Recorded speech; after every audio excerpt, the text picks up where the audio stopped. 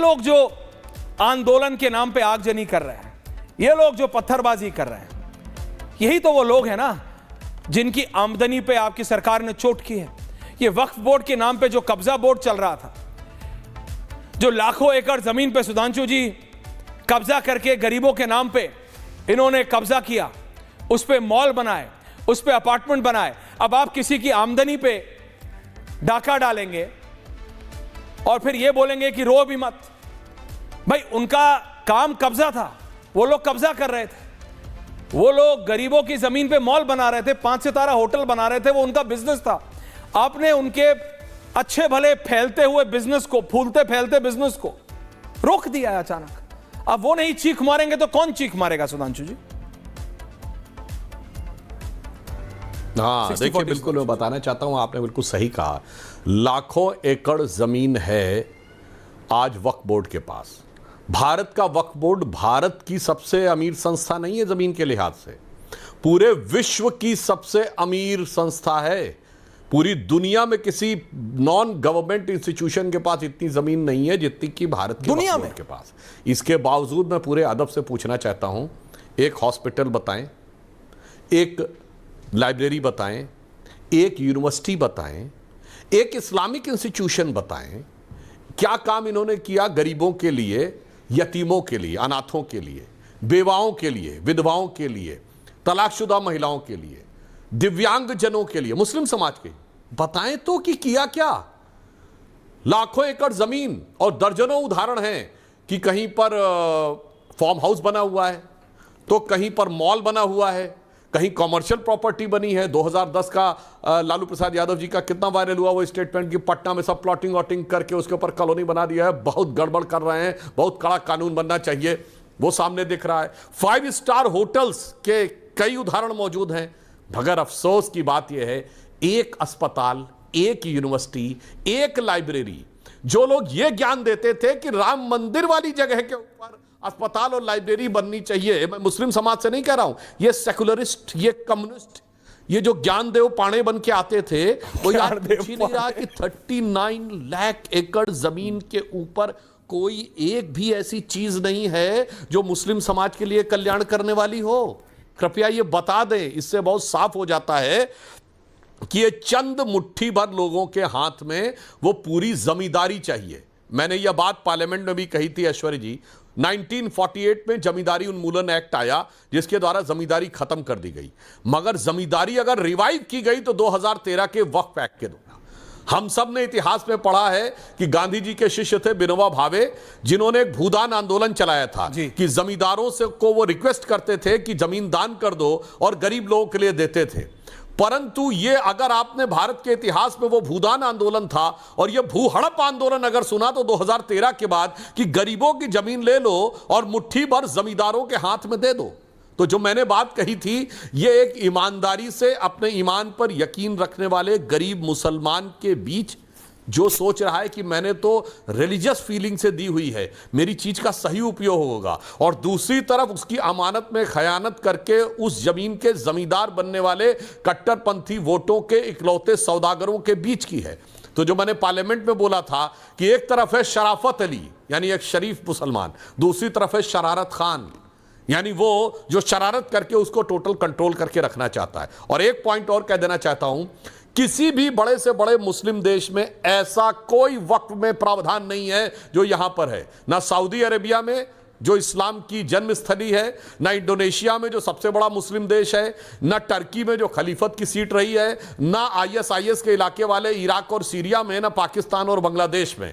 इसीलिए मैंने पार्लियामेंट में कहा था कि कहावत तो यह है कि नया मुल्ला प्याज ज्यादा खाता, यहां तो गैर मुल्ला प्याज ज्यादा खा रहा था। और भारत में ऐसा अधिकार किसी दूसरी माइनॉरिटी कम्युनिटी को नहीं है, ना क्रिश्चियंस के पास है, ना सिखों के पास है, ना ईसाई, ना पारसी, यहूदी, किसी के पास नहीं है, और सबकी जमीनों पे दावे हैं। और लास्ट में मैंने एक और बात भी कही थी, यह बड़ी विचित्र सी बात है कि मुगलों के जमाने के दावे आ कैसे जा रहे हैं। भाई मैं आपके सामने दर्शकों से कहना चाहता हूं, 1707 के 10-15 साल के बाद मुगलों का कंट्रोल तो उत्तर भारत से खत्म हो गया था। लाहौर से लेकर कर्नाटक सारा रेवेन्यू कंट्रोल मराठे करते थे। जिसको आप कहते हैं sardeshmukhi of the provinces, revenue collection का अधिकार उनके हाथ में था। राजा सूरजमल ने आगरे पे कब्जा कर लिया था और the architecture of ancient India करके एक किताब है जिसमें उल्लेख है कि उन्होंने पूरे ताजमहल में भूसा भरवा दिया था। ये बताओ उसके बाद कौन सा मालिकाना हक था जो इस पर ट्राउट कर दिया। 1761 राजा सूरजमल के कंट्रोल में आगरा, 1765 इलाहाबाद की संधि जिसमें अंग्रेजों ने शाह आलम से सारी की सारी संपत्ति लिखवा ली। तो मेरे भाई उसके बाद कंट्रोल कहां रह गया जो इन्होंने ताजमहल पे भी दावा कर दिया था। यह साफ दिखाई पड़ता है कि ये सारे के सारे दावे हवाई थे। और लास्ट में कहूंगा ये सिर्फ दो लोगों के बीच का मामला है। एक तरफ ईमानदारी से खड़े हुए गरीब और गुर्बत के साथ खड़े हुए गुरबत अली का, और एक अपने को शहंशाह आलम बादशाह गाजी जिंदा पीर समझने वाले उस जहनियत से भरे हुए गाजी खान के बीच का। हमारी सरकार गरीब लोगों के, गरीब मुसलमानों के दिल की कसक और वोट कट्टरपंथी वोट के ठेकेदारों की ठसक के बीच में कसक के साथ खड़ी हुई है। यह मैं कहना चाहता हूं। अन्यथा मैंने सिर्फ 3 पॉइंट कहे हैं, मेरे विरोधी बता दें कितने लोगों के लिए ये इंस्टीट्यूशंस बने, मुस्लिम समाज के लिए लाभ के क्या क्या कार्य हुए, मंदिरों में भंडारा, गुरुद्वारों में लंगर चलता, कोई ऐसी जमीन बता दे जिसमें 2 टाइम मुफ्त का खाना ही मिलता हो, और दूसरा कोई एक मुस्लिम देश बता दे जहां के वक्त में ऐसा प्रावधान हो, और तीसरा कोई एक दूसरी कम्युनिटी बना दे जिसको ऐसा अधिकार होता हो। कृपया मुझे बता दें तो मैं इनकी बात पे विचार करने को तैयार हूं। मौलाना अंसार रजा साहब, चेयरमैन गरीब नवाज फाउंडेशन। मैं जितना समझ सकता हूं गरीब नवाज मतलब गरीबों की मदद करने वाला, गरीबों की आवाज उठाने वाला। तो अंसार जी बताइए ना, वक्फ बोर्ड ने इतने लाखों एकड़ जमीन थी, कितने गरीबों का भला हो सकता था, कितने गरीब मुसलमान भाइयों बहनों का भला हो सकता था, लेकिन भला उन कुछ चुनिंदा लोगों का हुआ जिन्होंने मॉल्स बनाई, जिनके अपार्टमेंट्स बने, जिनके शॉपिंग आर्केड्स बने, जिनके क्या क्या बने। बात तो ना मस्जिद पे कब्जे की है, ना मदरसे पे और ना कब्रिस्तान पे, बात तो मॉल, शॉपिंग और अपार्टमेंट कॉम्प्लेक्सेस की है। अंसार रजा साहब। ऐश्वर्या जी दादा। सुधांशु त्रिवेदी साहब ने सारा जो पार्लियामेंट में उन्होंने बोला था वो आज दोबारा दोहरा दिया उन्होंने।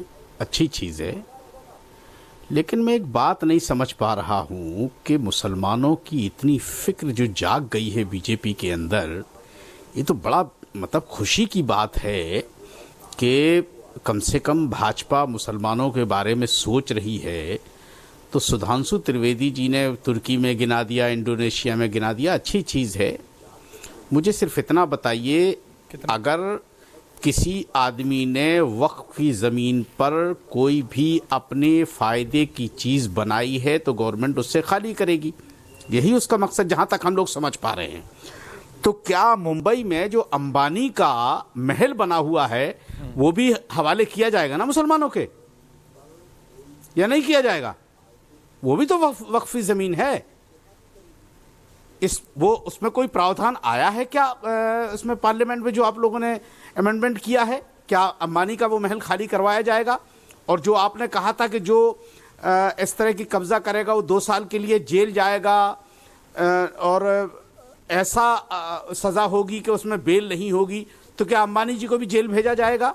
हम कह रहे जिन लोगों ने कब्जे किए हैं वो खाली करवाइए, गरीब मुसलमानों के हवाले कीजिए, लेकिन क्या उसमें अंबानी का महल शामिल है या नहीं है? अगर इसका जवाब सुधांशु जी दे दें तो फिर हम अपनी आगे की बात करें। Sudhanshu ji want to counter? Okay, Sudhanshu ji जवाब आ रहा है। हाँ बिल्कुल, मौलाना साहब ने बड़ा वाजिब सवाल पूछा है। इसीलिए इस एक्ट में यह प्रावधान किया गया है कि जो जो रजिस्टर्ड वक्फ प्रॉपर्टी होंगी उनके ऊपर कोई प्रभाव नहीं पड़ेगा। यानी जो वक्फ ने लीगली अपने नाम रजिस्टर करा रखी उन पर कोई प्रभाव नहीं पड़ेगा, पर जहां सिर्फ दावे हैं और आपके पास कोई कागज नहीं है, चूंकि ऐसा एक्ट में प्रावधान था कि अगर उन्हें लगता है ये वक्फ की है। तो मैं मौलाना साहब से सिर्फ ये पूछना चाहता हूं कि आप कह रहे हैं कि अंबानी जी का मकान वक्फ की प्रॉपर्टी है जो किसी मुगल जमाने में वक्फ को डोनेट की गई थी। तो मैं पूछना चाहता हूं 1707 में औरंगजेब की डेथ के बाद महाराष्ट्र पर मुगलों का कंट्रोल एकदम खत्म हो गया था, टोटल मराठों का कंट्रोल था और राजधानी जो थी वो पुणे थी, सतारा थी। ये बताइए, उसके बाद ब्रिटिशर्स ने 1818 में एंग्लो मराठा वॉर में जीतकर कंट्रोल कर लिया और बॉम्बे प्रेसिडेंसी यानी जिसमें आज का पूरा महाराष्ट्र और गुजरात आता था, उसका सेंटर जो था, राजधानी, वो बॉम्बे थी, आज की मुंबई। मेरे भाई, उसके किसी रेवेन्यू रिकॉर्ड में लिखा है क्या कि वक्फ की लैंड थी? तो गजब है साहब। 1707 से लेके 1947 तक नहीं 240 साल जब कंट्रोल ही नहीं रहा, तो उस हुकूमत की लेजिटिमेसी क्या है जिसके फरमान पे आप कह रहे हैं? इसीलिए मैंने कहा, अगर जब ब्रिटिशर्स ने पावर ट्रांसफर की भारत को, यानी कांग्रेस की गवर्नमेंट को, अगर ब्रिटिश रेवेन्यू रिकॉर्ड्स में किसी जमीन को बतौर वक्फ